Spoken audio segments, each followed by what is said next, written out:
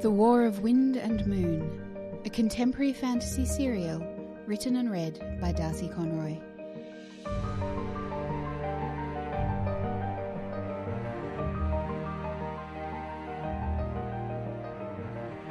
Season 1, Chapter 7.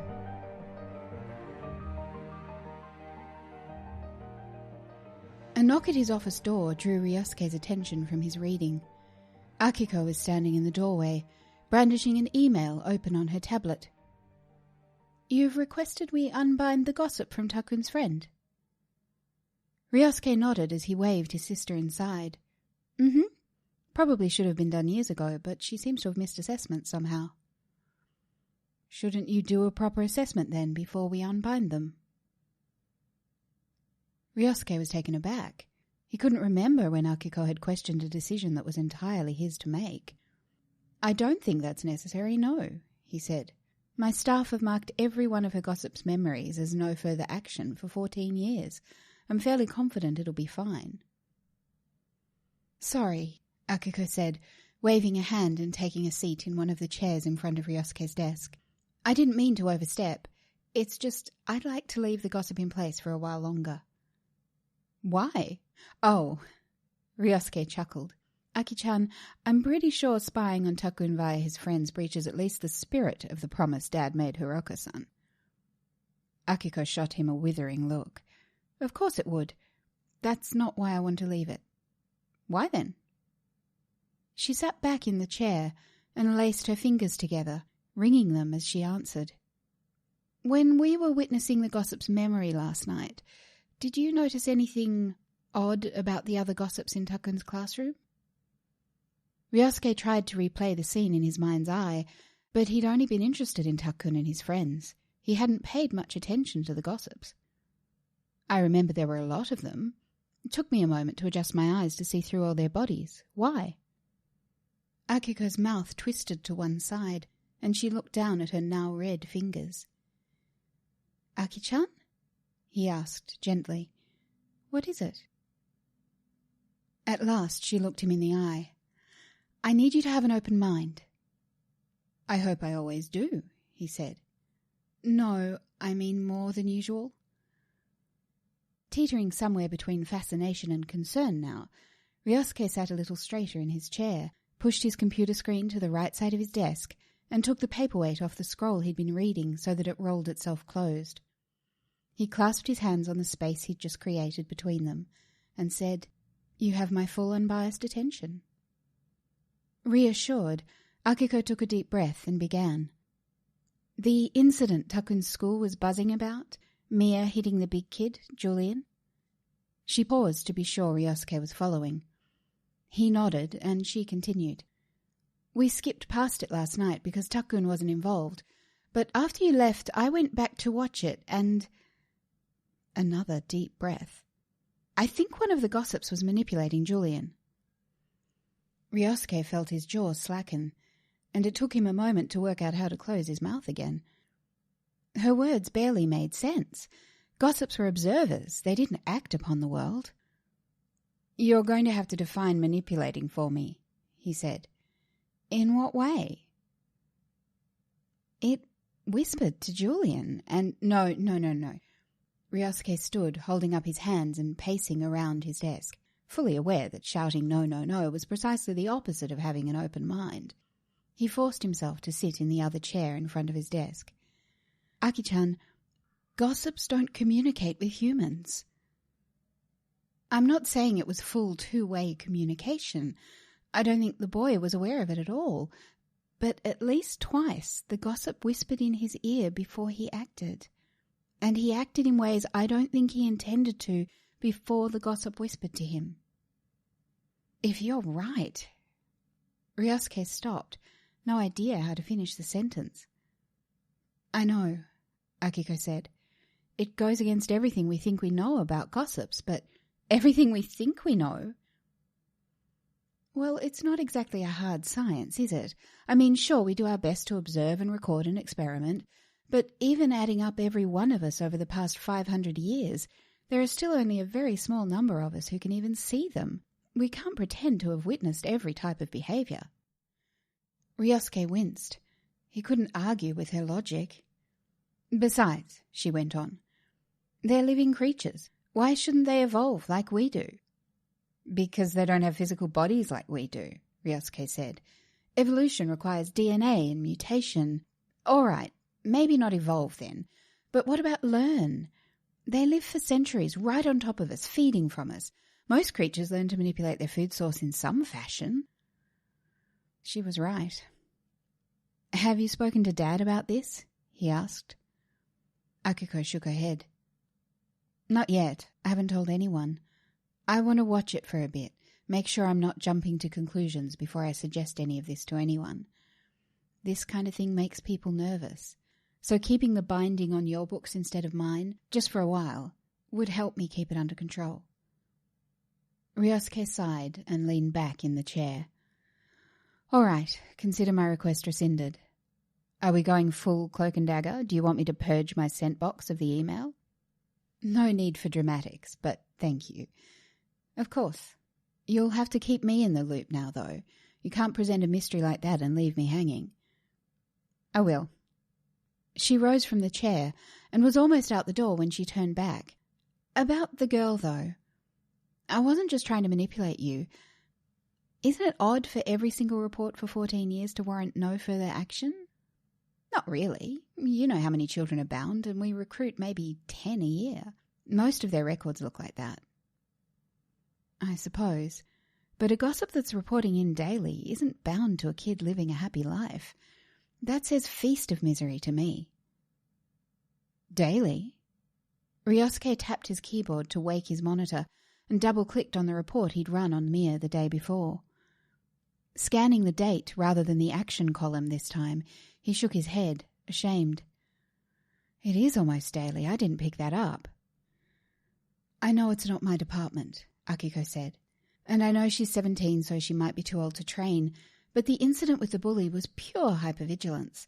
His hand had barely touched her shoulder when she spun around and swiped it off.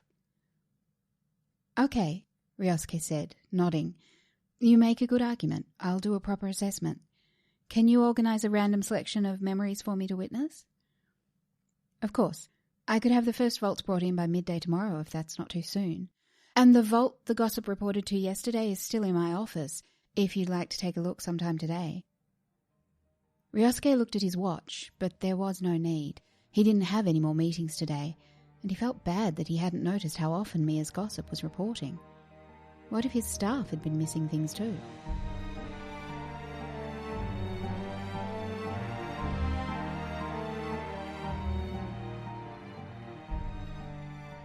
Akiko's office wasn't in the aviary at the top of the building, but in the basement, in what was officially called the Hall of Shadows, but was known by the staff as simply B2.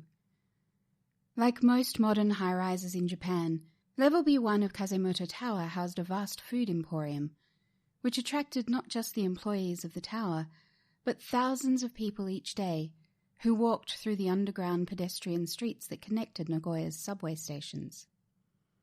Whenever Ryosuke stepped into the double-car elevator and smelled the sweet vanilla cake of the Baumkuchen stall, he couldn't help but wonder what all those hungry people would think if they discovered what was going on beneath their feet.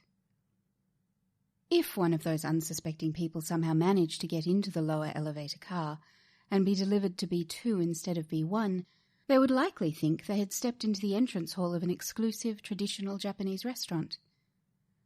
The attendant that greeted Akiko and Ryosuke was dressed in traditional workers' clothes, white cotton kosode robes with black silk hakama trousers tied high at her waist, and black cotton, leather-soled, split-toe jikatabi boots on her feet. She bowed low and stepped to one side as the siblings slipped off their shoes, then stepped up to the small Chozubachi water basin, fed from a spring deep beneath the building, to purify their hands and mouth. B2 was a sacred place. Beyond the entrance chamber, dark-stained sakura wood floors extended down corridors to the north, south, and west, lined with exquisitely painted, oversized fusuma panels, which acted as both walls and doors to the many rooms. The length of each room was indicated by a single scene painted across multiple panels, each of which could slide aside on wooden rails to accommodate even the largest creature which might need to enter. Every element of this level was handcrafted from materials grown in the earth, and the floors, the panels, even the paper screen light covers shimmered with the residue of life.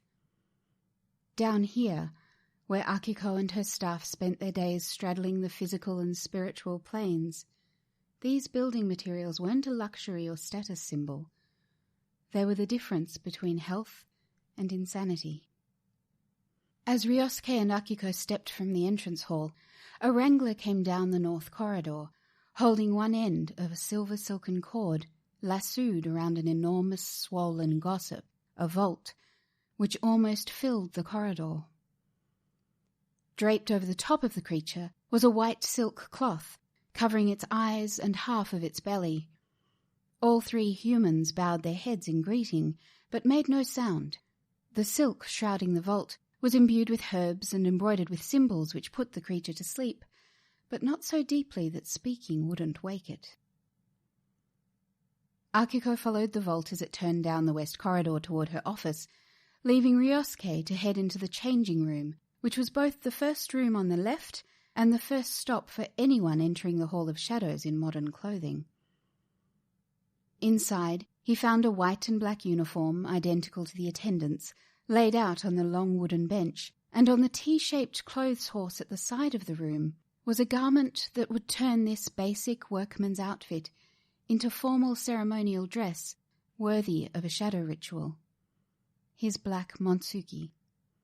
A knee-length black silk jacket with square kimono-like hanging sleeves. The Montsuki was decorated with 5 small embroidered circles bearing the Kazemoto family emblem, the mythical creature Yatagarasu, the 3-legged crow. Awarded to them by the first Tokugawa shogun in thanks for their supernatural assistance during the Battle of Sekigahara, the emblem was always embroidered in black thread on black silk, so that it was visible only to those allowed up close. The early Kazemotos had no need to announce their approach or to be flashy about their status. Those who wield their power from the shadows never do.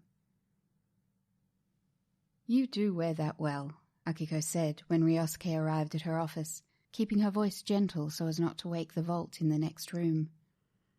"You might be married by now if you wore it more often." Ryosuke rolled his eyes. Akiko knew he preferred not to speak in the last minutes before a shadow ritual.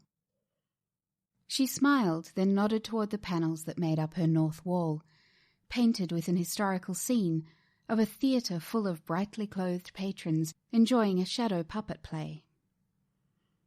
Ryosuke made his way across the tatami flooring, meeting her at the middle panel. "Ready?" she asked. He nodded. "I've removed the shroud," she said. "It'll wake easily." With that final warning, in deference to the formality of all shadow rituals, Akiko knelt on the floor, tucking her hakama neatly under her knees, then slid the Fusuma panel open, bowing as Ryosuke stepped inside. With the sliding door shut behind him, the room was dark but for the faint shimmer of the wood and grass from which the room was constructed, and the brighter bluish glow of the vault floating in the center of the room, a circle of salt on the floor keeping it in place. Padding across the tatami matting to a large flat cushion placed at the edge of the room directly behind the vault, Ryosuke sat cross-legged, laced his fingers loosely together, then rested his forearms on his thighs. In this relaxed position, he closed his eyes and took a deep breath, filling his lungs, letting his stomach expand and his shoulders rise, then exhaled, long and slow, pressing every last morsel of air from his physical form. He repeated this breath 3 more times, each time feeling his body closer to the tatami matting, heavier, more solid. Fully grounded now, with his eyes still closed, he turned his thoughts to his own spirit, the life force that danced between the cells, animating what would be only flesh without it. A familiar tingling spread across his skin, not unlike the first hint of sunburn. He focused on the sensation, willing it into the palms of his hands until the tingling became burning. Ignoring the pain, he opened his eyes to watch the ball of spirit energy gathering between his palms, spinning slowly at first, then faster as he released more of his own spirit force. The sphere grew with every turn until he had released as much as was safe.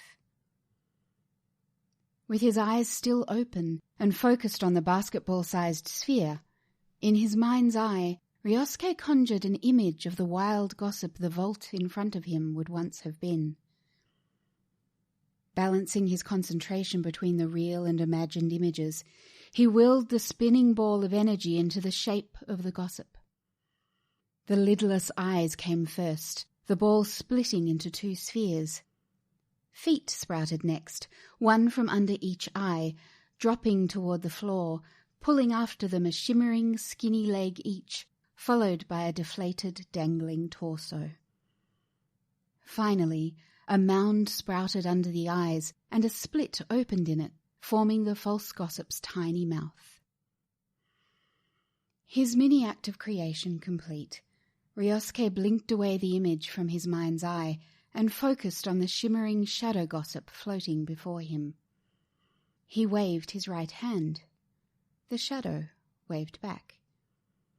Sure of his connection, once again Ryosuke closed his eyes and moved his awareness from his physical body into the part of his own soul that was now the shadow gossip.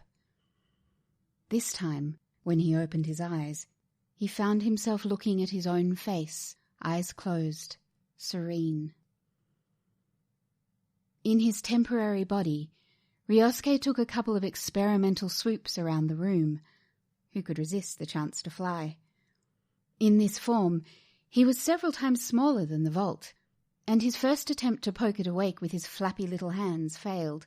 Only when he launched himself at it from afar, barreling into its belly and bouncing back, did the giant yellow irises contract, forming a pupil which took several moments, and seemingly a full-body shimmy, to adjust to the dim light.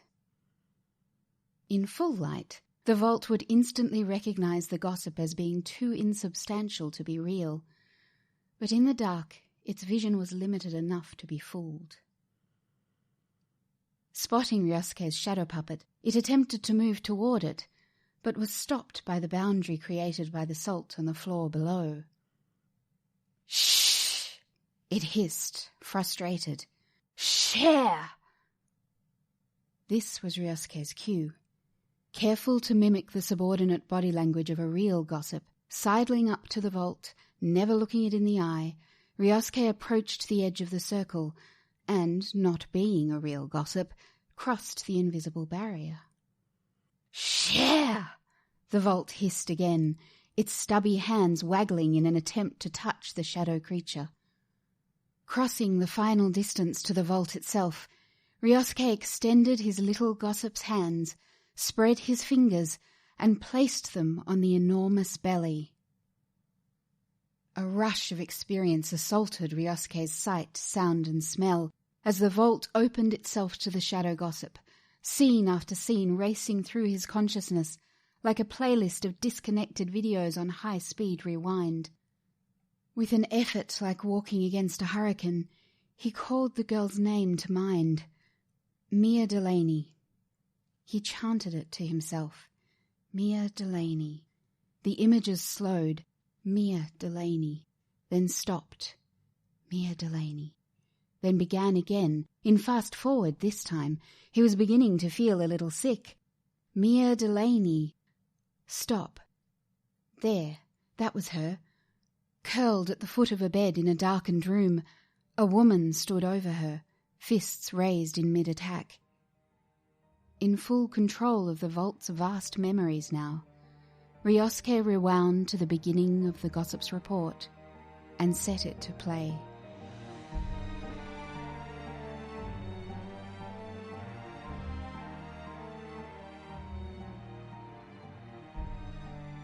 That was Chapter 7 of Season 1 of The War of Wind and Moon, written and read by Darcy Conroy. Thank you for joining me again after all this time. I hope it was worth the wait. I'll do my best not to let life get in the way of fiction again. To read the text as you listen to the podcast, with handy links to the various Japanese clothes and architecture mentioned in this episode, or to sign up to receive an email when a new chapter is available, go to narrativedisorder.com, where you can also find out more about me and my work. Please don't hesitate to leave a comment or send me an email while you're there. Until next time, ganbatte.